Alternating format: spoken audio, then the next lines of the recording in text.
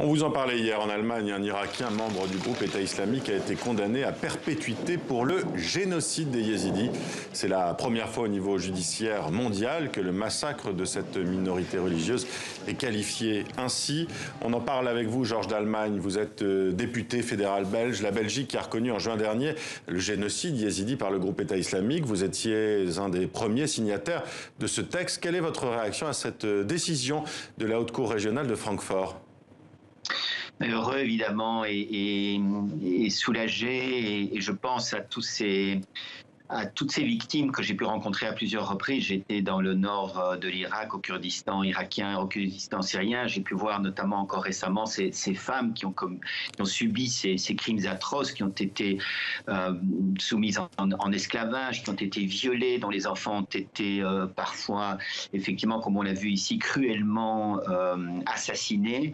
Et je sais à quel point pour les Yézidis c'est important, ces condamnations, c'est important de qualifier précisément ce qui s'est passé là-bas, et c'est un vrai crime de génocide, le crime parmi les crimes, pour ces hommes, pour ces femmes, pour ces survivants. C'est important effectivement de faire en sorte que ces crimes soient sanctionnés, soient reconnus, soient poursuivis, afin qu'ils puissent eux-mêmes survivre, revivre, se reconstruire là-bas, et qu'ils puissent être mieux protégés à l'avenir, parce que c'est un peuple dont la survie est aujourd'hui véritablement en cause. Il reste très peu de Yézidis dans le nord de l'Irak. Ils sont toujours dans des camps de déplacés et ils demandent toujours que justice soit rendue. Vous savez, en Belgique, il y a aujourd'hui 8 enquêtes qui sont ouvertes pour des Belges qui ont participé à ce crime de génocide en étant membres de l'État islamique.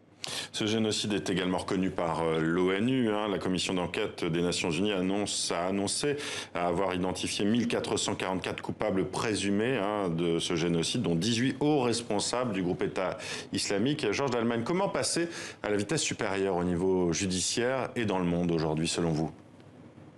Mais d'abord, je pense que ce crime doit être effectivement reconnu par d'autres pays, comme la France, par exemple. Et il a été reconnu dans la foulée de notre travail en Belgique par les Pays-Bas, par une dizaine d'autres instances internationales ou pays dans le monde. Et puis, je pense que les procès doivent pouvoir se multiplier. Il doit y avoir, pourquoi pas, à un moment donné, un tribunal international pour juger de ces crimes de génocide. Vous savez, c'est la première fois que le Parlement belge reconnaît formellement et condamne formellement un crime de génocide depuis très longtemps. C'est un crime tout à fait particulier, puisqu'il s'agit véritablement de faire disparaître un peuple, une population, en raison de sa croyance notamment.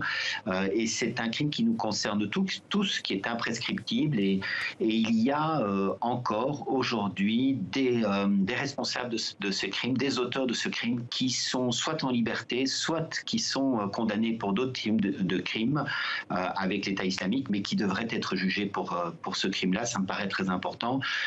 Et j'espère notamment que mon pays, la Belgique, qui a ouvert des enquêtes, va pouvoir les mener à terme et va pouvoir juger ces personnes pour les crimes qu'ils ont commis. Georges d'Allemagne, vous appelez la Belgique également à participer au retour des Yézidis sur leur terre et à aider à la reconstruction. Vous en parlez il y a quelques instants. Mais de quelle manière précisément ? Vous savez, ces personnes vivent encore 7 ans après dans des camps de fortune. Beaucoup d'entre ces femmes, notamment, j'ai pu en rencontrer de nombreuses, vivent toujours dans la terreur, dans l'angoisse, parfois même sous la menace de continuer d'être à nouveau kidnappées par certains auteurs, par certains responsables de l'État islamique. Je pense que notre responsabilité, c'est de les protéger, c'est de voir avec les Kurdes du Kurdistan irakien, avec aussi les autorités de Bagdad, comment elles peuvent rentrer chez elles. Il y a en principe sur la table aujourd'hui, depuis plus d'1 an, un accord politique, mais dans leur territoire, il y a aujourd'hui des milices chiites qui font régner la loi. Il y a également le PKK, et il y a toutes sortes de forces encore et des cellules dormantes de l'État islamique qui font qu'elles ne se sentent pas en sécurité, qu'elles continuent à vivre dans la précarité et qu'elles continuent à se demander de quoi pourrait être fait l'avenir, avec voilà, énormément d'angoisse, énormément de terreur encore. Je pense que notre responsabilité, étant donné que certains individus sont venus de Belgique, de France, des Pays-Bas, d'Allemagne pour les terroriser, c'est de faire en sorte qu'elles puissent survivre, revivre, se reconstruire et avoir un avenir, si possible, là-bas. Et sinon, pour celles qui ont été terriblement agressées, pourquoi pas effectivement de les accueillir ici chez nous. Merci Georges Allemagne d'avoir été en direct avec nous depuis la Belgique.